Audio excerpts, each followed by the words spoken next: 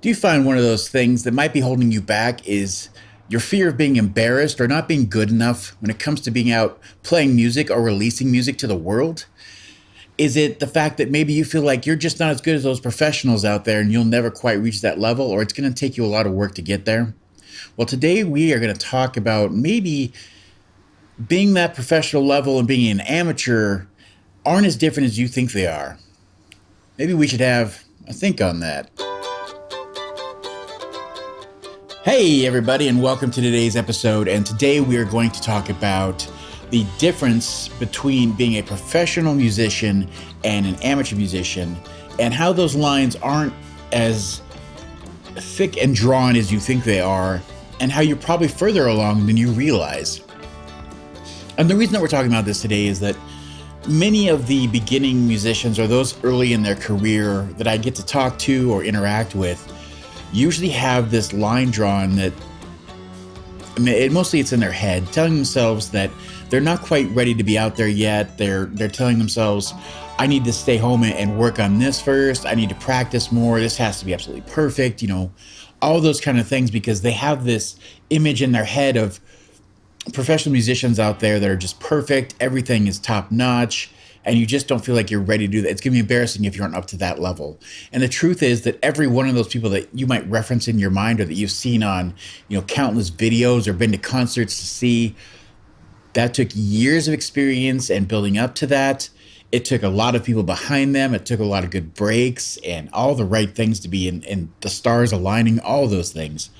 But the point with that is that they also were in the same position at one point. They were just getting their start. They were trying to get up the courage to get out there and play shows and go play the little venues and the dive bars, all those kind of things. So they were in the same spot, and you are there too. So we can all get to that same exact level. And we need to get rid of this myth that there is some kind of, you need to be this level, have this many followers, or have, this, sell out this size of show to be a professional. And let's get right into some of those things that we say are those, and then we'll just kind of discuss it from there. The first one we're going to talk about is right in your face with a lot of them, and that's with training in theory. And you might not feel like a professional because you don't have that certificate, you didn't go to that right college, you didn't get a Berklee degree of music or whatever it is, that you feel that somebody else has that, and it separates you between your journey and their journey, or where they're at and where you're at. And the truth of the matter is, if you find anybody worth their weight that went to one of those colleges and has done any time in the industry and putting music out, they will tell you that they're happy that it was part of their journey and it made them better in this way or that, but they don't think it's essential for every musician and every artist. And the truth of the matter is, it's just not. Everybody's journey is a little bit different. And you don't need a piece of paper to tell you that you're a professional musician, or you're out, or you're good enough to be up there playing on stages in front of, X number of people. A piece of paper isn't going to change anything.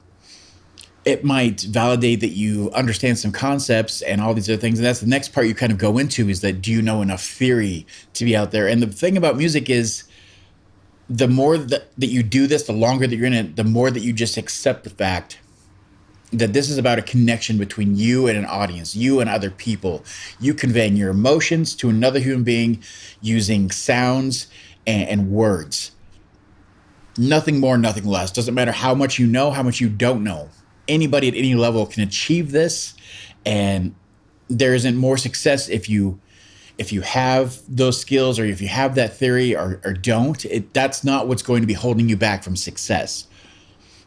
The one thing I will say is that when it comes to theory and understanding and having those skills and that knowledge, it makes communicating with other musicians in the same room and getting your ideas across faster, a little more eloquent, and all those kind of things, but not essential and not something that should be holding you back. You should always have that open mind and be learning, and theory shouldn't be a dirty word to you. I know that we've seen some artists that say that. There's a famous clip of Kurt Cobain saying, I think theory is stupid and a waste of time.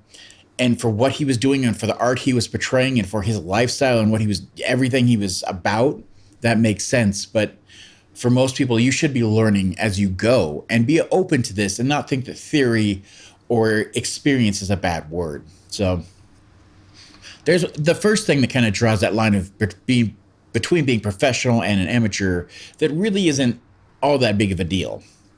Next one we're talking about here, of course, is gear. And, that's a huge one that we all point to is I just don't have the right equipment to be out there putting on those kind of shows or doing this or attracting those kind of numbers or making that kind of recording, whatever it may be. We can point to gear and say, so-and-so has this. Of course they sound good. Of course they're great. But the truth of the matter is that 99.9% of the time, those people started out with, that first guitar, that first piano, or that first keyboard, or whatever it is.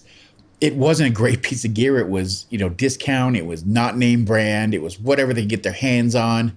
And every one of them will tell you a story just like that of their first instrument, how they got their start, how they made the most of that situation. And it doesn't matter where you are in your career, you can still achieve those things too.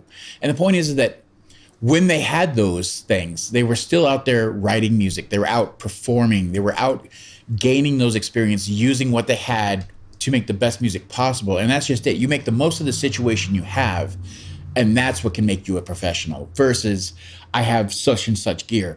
Yes, those kind of things can make your life easier. Yes, you can achieve a certain level of, quality of tone or recording or whatever it may be. But still, if you're out there and putting the effort in and learning and really putting your heart into it and making those connections, as we were saying before, none of that matters. That's what matters.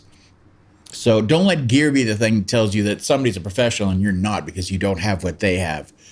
It's all in here. It's all what you do with what you have. Always remember that. Moving on to the next one, number 3, we're going to talk about the amount of shows and quality of the shows. So again, as we were touching upon in all of these, it's really easy to say I'm not a professional versus so-and-so because they're playing this many shows, X number of shows a year versus my, 5, 10, 15, insert any number. It doesn't matter, even if it's just one. That does make a big difference as to, how they're able to support themselves and make money and, all that kind of stuff. But when it comes down to just playing shows, you're going to get more out of those first, 5, 10, 20, whatever it is, those shows from then, they're just kind of getting into their routine. They've got a system going. But as you're beginning, you're taking in all this information. You're learning what works. You're learning how to play to a crowd. You're learning how to keep interest going. You're learning that maybe sometimes I need this kind of backup, or I need to know so many different things to get out of these bad situations. And, this is what a bad show feels like. I can learn from that and grow.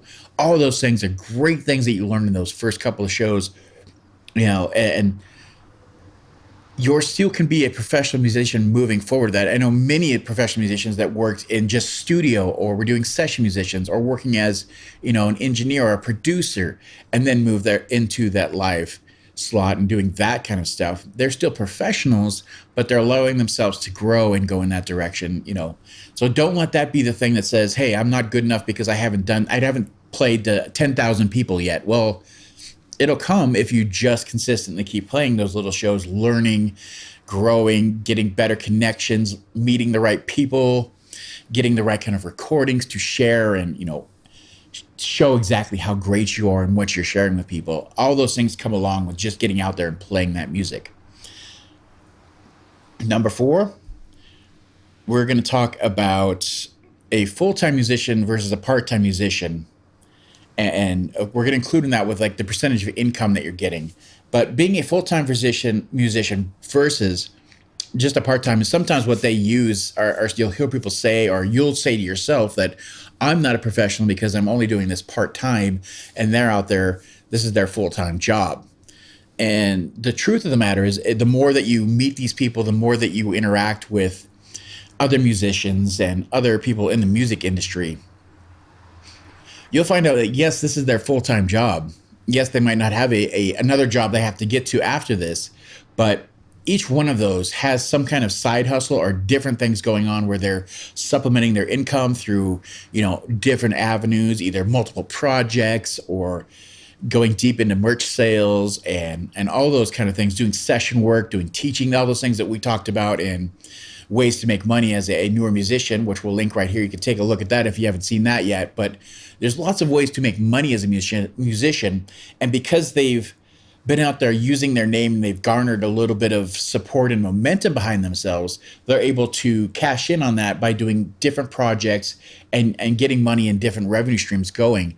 But every one of them at some time was working a different percentage. They might have been doing, half the time doing shows and then still doing a part-time job. And then they were able to, at some point, hit a number that they were able to transition into that. So never think that that's the reason that you're not a professional musician, because you still have a part-time job. Some of the best and greatest music has come from people that were still working a 9 to 5. So never forget that. And that it goes with that.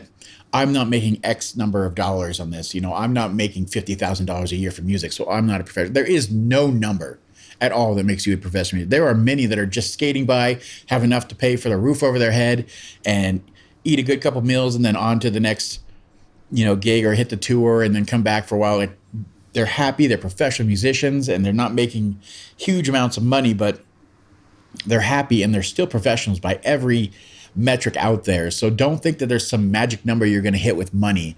It's just how you're able to use your life and leverage what you've done with your momentum and the fans and everything you have behind you. Always remember that. It's not a number you're trying to hit. So that's 4 out of the 5. And number 5 is a big one I want to talk about. And I think it's the biggest difference between where I can tell you somebody that is a professional and heading in a direction of, growth and being a big thing or going in that, versus somebody who you could say is an amateur or isn't quite there yet, needs to refine themselves and all those kind of things. And the number one thing here is confidence. And that's just it. If you boil it down to what it really is that nobody ever knows what they're doing.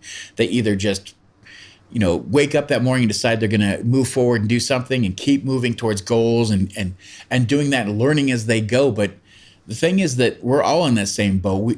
Nobody knew everything, one morning and just got it done. And that's just to speak to when you see somebody who's a professional on stage, you say, okay, they've got it and they know it. That's confidence. They know their skill set's there. They know they have enough theory or whatever it is and routine practice behind them to be confident in what they're doing and project that confidence that we just, as human beings, I don't know what it is, we eat that up. But there is this thing where you can say, I can fake it till I make it, but that's a real thing just because confidence sells. Confidence will tell you that somebody is going to go far because they believe in themselves, even when they make a mistake. One of my favorite videos I've seen recently, and I'll see if I can find it and link it below in our links, is just a long list of videos of professional, like legendary guitar players and them making mistakes during live shows. And the thing is that they laugh, they giggle a little bit, they understand what they've done, and they just go back and keep doing it. They go back and start the song over, or they just keep going. We all make mistakes. And just having that confidence to understand that, okay, there's a mistake. I messed up. Let's go again. Let's do this again. I'll keep learning. I'll keep getting better. And just being okay with that. Confidence is the biggest divide between somebody you might see as an amateur or a professional. So that's 5 quick reasons why maybe you're further along in your career than you thought you were. So I'm sure listening to some of those, you heard them and said, well, yeah, I thought that was holding me back. Or maybe I'm not as far off as I thought I was because I've set these unrealistic numbers and goals that don't exist. And I hope that's what you took away from this.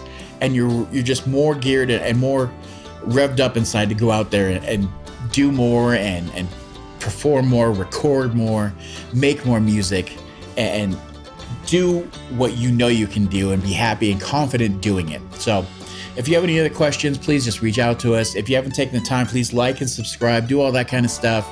Follow us, whatever it is. All those kind of things help. We really appreciate it. And of course, we're going to see you guys on that next episode. So we'll see you then. Bye.